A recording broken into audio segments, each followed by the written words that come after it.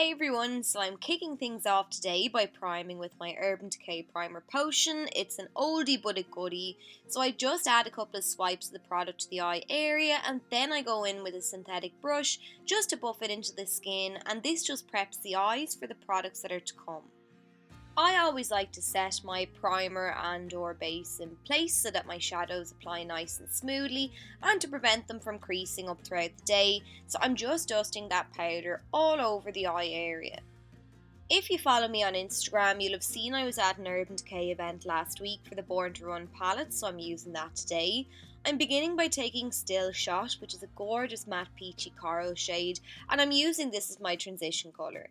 I've picked up a little product on my brush and I'm adding it into the crease, and once I've the majority of the shadow off my brush, then I'm buffing upwards towards the brow bone to fade out those edges. Then I'm going back in with some more shadow and repeating the process. I'm using circular motions to buff and blend the shadow into the crease, and as you can see, I'm really focusing on rounding that shadow out towards the outer corner, as that's the shape I'm going for today.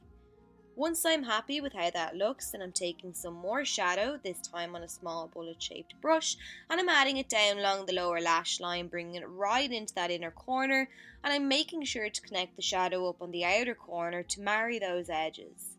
Now I'm going back in with my fluffy blending brush and I'm running around those edges to make sure they're nice and soft. Next then I'm taking Hell Ride, which is a matte berry shade, and I'm going to start to gradually deepen the look with this shadow.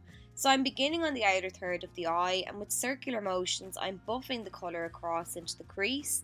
Once again I'm layering my shadows, so when I've no product left on my brush I'm going back in and repeating that process to intensify the shadow.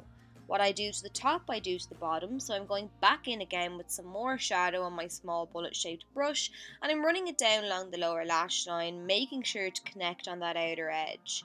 Then I like to go around the entire look again with my fluffy blending brush to really diffuse those edges. Next, I'm taking some concealer, a full coverage one at that, and I'm using this to cut the crease. So I'm adding a little product to the lid, and then I'm going in with a small C-shaped brush and I'm pulling the product up towards the crease. Then letting the shape of the brush do all the work, I'm sweeping across the crease to cut it and to mark out the shape that I want. Once I'm happy with how that looks, and I'm tapping over the area and using the warmth of my finger just to melt that concealer into the skin, and with whatever product is left on my brush, I'm buffing inwards towards that concealer just to ensure that I've no harsh edges between the two.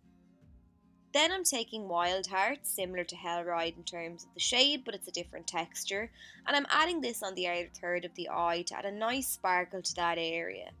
Then I felt that the rest of the lid was a little bare, so I'm picking up some of the shade Breakaway, which is a light pearly shade, and I'm adding this over top of the concealer with a flat C-shaped brush.